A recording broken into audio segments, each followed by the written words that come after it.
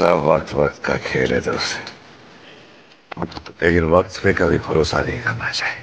वक्त किसी का दोस्त नहीं होता, सारा कभी भी बदल जाता है।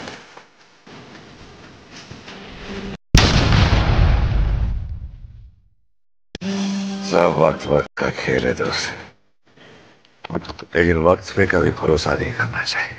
वक्त किसी का दोस्त नहीं होता, सारा कभी भी बदल जाता है।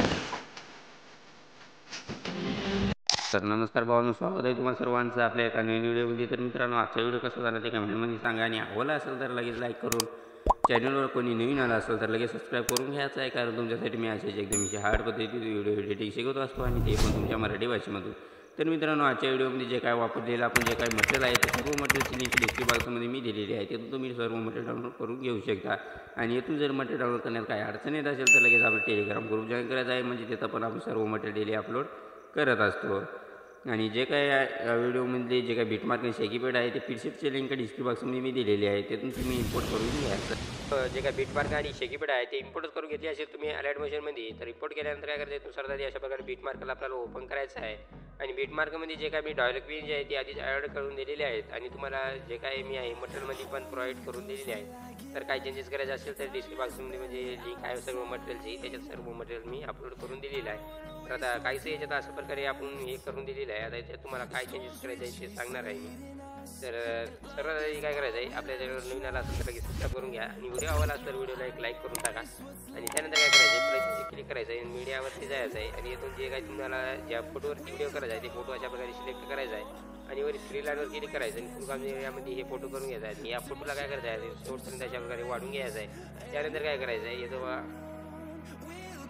11.9च्या बिटला यायचं आहे, आणि इथून एकदा अशा प्रकारे फोटोला कट मारायचा आहे, आणि जे काही फोटो आहेत आपण ॲड केलेला त्या फोटोवर अशा प्रकारे दाखवून धरायचं आहे, आणि जे काही लेअर दिले आहे त्या लेअरच्या खालती अशा प्रकारे लावून घ्यायचं आहे, म्हणजे जे काही सॉन्ग आहे त्या सॉन्गच्या वरती अशा प्रकारे लावून घ्यायचं आहे।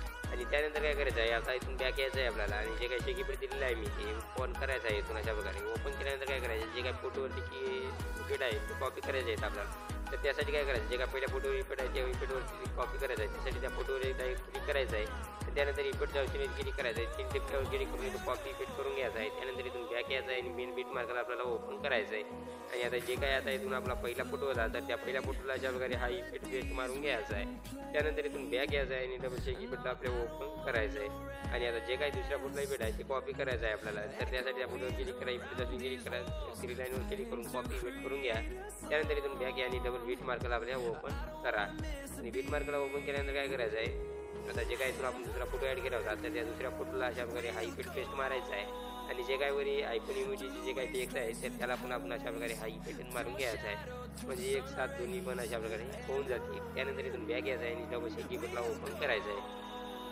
आणि जे काही जे 2 फोटो आहेत, आणि जे काही वरी 3 लेअर दिसत असतील तुम्हाला, तर वरी ते 3 लेअर दिसत असतील मित्रांनो तुम्हाला, तर त्या लेअरवर अशा प्रकारे दाबून धरायचं आहे, म्हणजे असं दाबून धरायचं आहे, आणि सिलेक्ट करून घ्यायचं आहे तिन्ही पण। आणि त्यानंतर काय करायचं, या डब्याच्या ऑप्शन क्लिक करा, आणि इथून कॉपी करून घ्या, आणि त्यानंतर इथून बॅक या, आणि डबल बीट मार्कला आपल्याला ओपन करायचं आहे। आता बीट मार्कला ओपन केल्यानंतर काय करायचं, डबल या डब्याच्या ऑप्शन क्लिक करायचं आहे, आणि इथून पेस्ट करून घ्यायचं आहे। आणि त्यानंतर काय करायचं आहे, आपला विषय एकदम टॉप लेवलचाच अशा प्रकारे होऊन गेलेला आहे। तर आता हे सेव्ह करण्यासाठी काय करायचं, वर शेअरच्या ऑप्शन क्लिक करायचं आहे, आणि खाली एक्सपोर्टचा ऑप्शन दिसून जाईल, तर तिथून हा व्हिडिओ एक्सपोर्ट करून घ्यायचा आहे गॅलरीमध्ये। तर मित्रांनो, आजच्या व्हिडिओमध्ये तर इतकंच होतं, कसा वाटला व्हिडिओ काय नाही ते कमेंटमध्ये सांगा, आणि भेटूया एखाद्या पुढच्या व्हिडिओमध्ये। तोपर्यंत जय हिंद, जय महाराष्ट्र।